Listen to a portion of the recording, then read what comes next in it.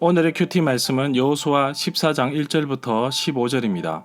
제목 갈렙이 헤브론 땅을 요구하다. 먼저 앞뒤 문맥을 살펴보겠습니다. 여호수아 10장에는 가나안 남부 점령 지역을 소개하고 있고 여호수아 11장은 가나안 북부 점령 지역을 소개하고 있습니다.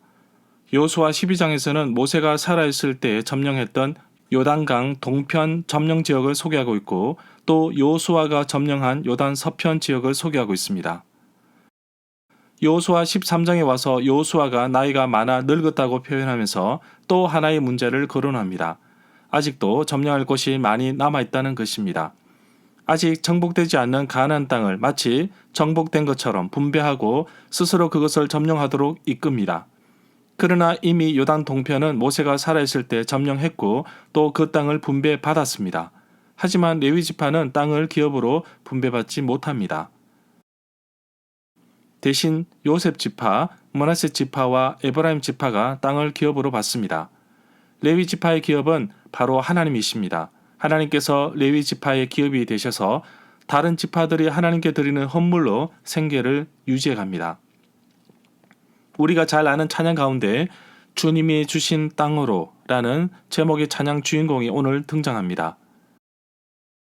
유다 지파 갈렙이 헤브론 땅을 요구합니다. 그의 나이도 여호수아처럼 많습니다. 그럼에도 주님이 주신 땅으로 한 걸음씩 나아가 주님을 신뢰함으로 나아가는 것을 볼 수 있습니다. 45년 전 정탐꾼이었던 갈렙은 지금도 여전히 가나안 땅을 정복하는 것은 불가능한 일이 아니라고 말하고 있습니다. 갈렙은 40세에 가나안 정탐꾼이었고 그 후 45년을 더 살았습니다. 지금 갈렙의 나이가 85, 85세입니다. 문단을 나눠보겠습니다. 1절부터 5절은 가나안 땅을 분배하다. 6절부터 16절은 갈렙이 헤브론 땅을 요구하다. 1절에 보면 이스라엘 자손이 가나안 땅에서 받은 유산, 기업 땅을 제사장 엘르아살과 눈의 아들 여호수아 그리고 이스라엘의 모든 지파 지도자들이 백성들에게 나누어 준 땅은 아래와 같습니다. 여호와께서 모세를 통해 제사장 엘르아살과 눈의 아들 여호수아에게 땅을 기업으로 나눌 자라고 명시하고 있습니다. 2절에 보면 오직 가나안 땅에서 얻은 땅을 제비를 뽑아서 그들 조상의 이름을 따라 얻게 하였습니다. 지파의 크고 작음을 막론하고 기업, 땅 유산을 제비를 뽑아서 나누었습니다. 또 모세가 이스라엘 자손에게 요단강 서편, 즉 가나안 땅을 점령하고 나서 제비를 뽑아서 9지파와 므낫세 반쪽 지파에게 나눠주라고 하였습니다. 민수기 34장 13절에 나옵니다. 3절에 보면 모세는 이미 2지파와 므낫세 지파 절반에게 요단강 동쪽의 땅을 나눠주었습니다. 그러나 레위 지파에게는 다른 지파들처럼 땅을 주지 않았습니다. 모세가 살아있을 때 요단강 동편 아모리 왕들을 점령하면서 이곳에 루벤 지파와 갓 지파와 므낫세 반쪽 지파에게 땅을 기업으로 주었습니다. 가족들과 가축들이 이곳에 머무는 대신에 2지파와 므낫세 반쪽 지파의 용사들은 다른 지파들보다 가나안 땅 점령에 앞장서야 했습니다. 이 맹세를 받고 요단강 동편 땅을 기업으로 준 것입니다. 요단강 동편에 분배하였던 땅의 경계와 위치는 여호수아 13장에서 말하고 있습니다. 오직 레위 지파에게만 땅을 기업으로 주지 않았습니다. 그러나 레위 지파가 머물 수 있는 성읍은 각 지파에서 제공하였습니다. 땅을 기업으로 받지 못하였지만 하나님께서 레위 지파의 기업이 되어 주셨습니다.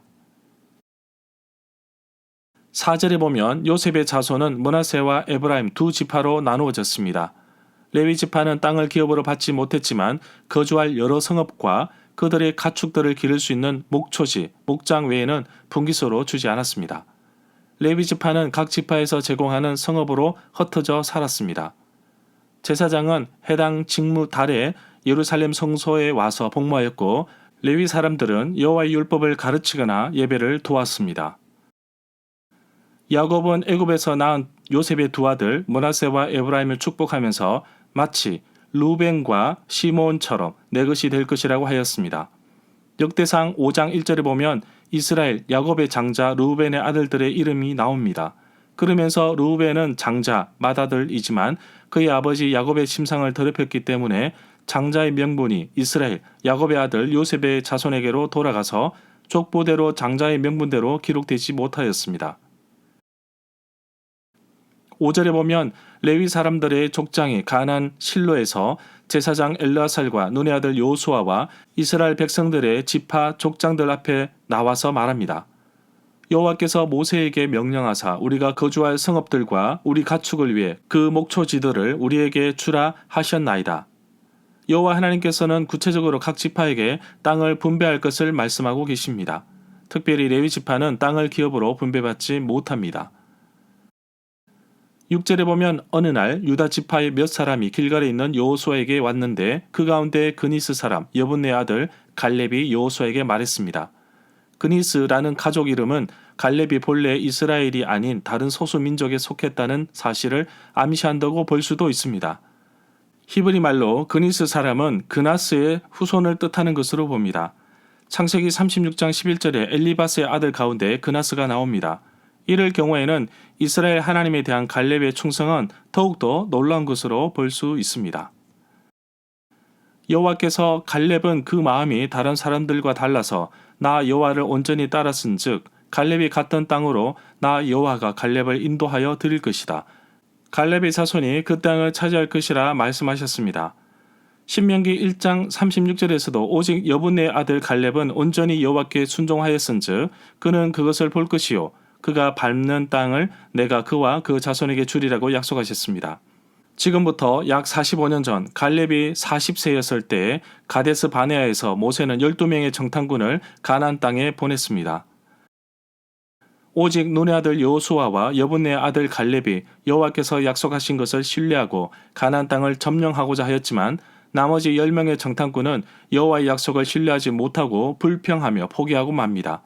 그래서 40일을 1년으로 환산해서 40년간 실제로는 38년을 광야에서 시간을 보내게 되는데 이때에 출애굽하였던 모든 부모 세대, 출애굽 1세대는 다 죽게 됩니다.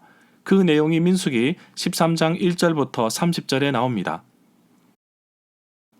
7절에 보면 갈렙은 유다 지파 대표로 참석했고 다른 정탐꾼들은 정탐 내용을 악평할 때 갈렙은 모세 앞에서 백성을 조용하게 하고 우리가 올라가서 그 땅을 취하자 우리가 능히 이길 것이다 라고 고백합니다. 갈렙은 과거 가데스 바네아에서 함께했던 이 내용을 여호수아에게 말하면서 정탐 사건을 상기시키고 있습니다. 악평하는 정탐꾼의 말을 듣고 백성들이 소리 높여 밤새도록 통곡합니다. 이 모습을 본 여호수아는 백성들에게 정탐하는 땅은 그런 땅이 아니었다고 옷을 찢으면서 말합니다. 여호수아는 아마 생생하게 기억할 것입니다. 9절에 보면 갈렙은 여호수아에게 그날 모세는 자신에게 약속했다고 말합니다. 그 내용은 가나안 땅에 들어가서 밟았던 땅은 나의 것이 될 것이라고 하였고 또 나와 나의 자녀가 그 땅을 유산으로 받아 영원토록 가지게 될 것이라고 하였습니다. 이 내용은 민수기 14장 24절에 나옵니다. 그리고 신명기 1장 36절에서도 되풀이되고 있습니다. 10절에 보면 가데스 바네아에서 가나안 땅을 정탐하기 위해 들어갔을 때의 나이가 40세였습니다. 그리고 약속 이후 45년간 더 살았으니 지금 나이가 85세입니다. 여호와께서 여호수아와 갈렙만이 약속의 땅에 들어갈 것이라고 약속하신 부분은 민수기 14장 30절에 나옵니다. 11절에 보면 갈렙이 85세 되도록 건강한 것도 대단하지만 여호와께서 말씀하신 그 약속을 지금까지 기억하고 또 이루실 것을 기대하는 마음으로 살았다는 것이 정말 대단한 믿음이라고 할 수 있습니다. 12절에 보면 여호와께서 함께 하시면 여호와께서 나를 도와주시면 얼마든지 적들을 쫓아낼 수 있다는 고백에서 갈렙은 지금까지 그 약속을 붙잡고 살았다는 것을 알 수 있습니다.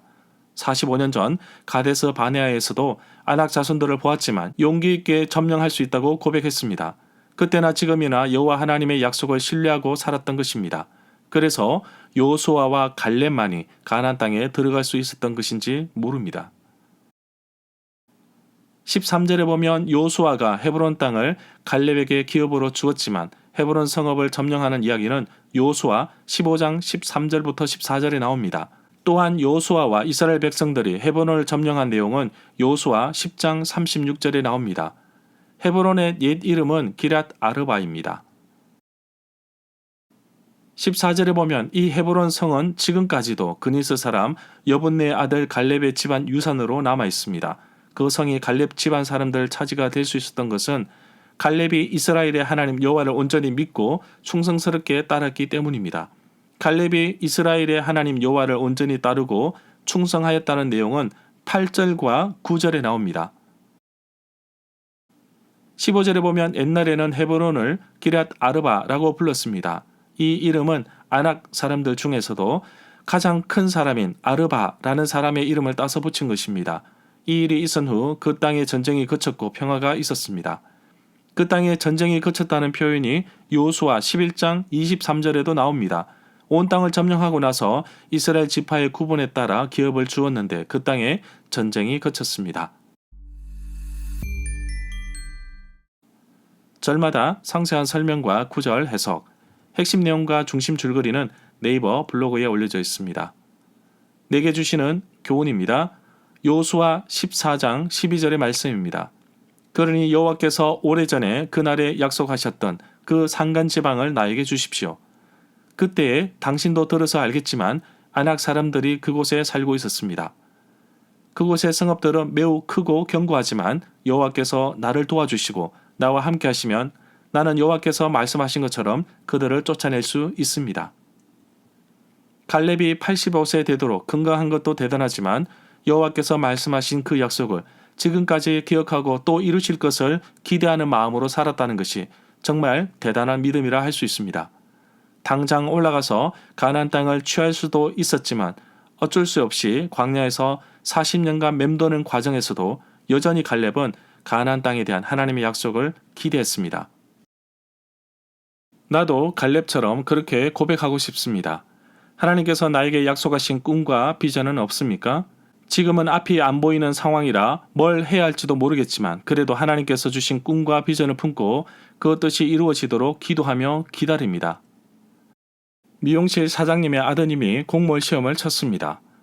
미용실 사장님은 아들이 합격할 수 있겠느냐 제게 물어보았지만 저는 시험에 합격, 불합격보다는 아드님이 평생 하나님의 약속을 신뢰하고 붙잡고 살아간다면 어디로 가든지 하나님께서 함께 하시며 이기게 하시고 얻게 하시고 승리하게 하실 것입니다. 라고 했습니다. 내가 밟는 이 땅을 내게 주실 것인데 그보다 앞서서 하나님의 약속을 신뢰하고 붙잡는 것이 더 우선입니다. 오늘도 주님이 주신 꿈과 비전으로 한 걸음씩 나아갑니다.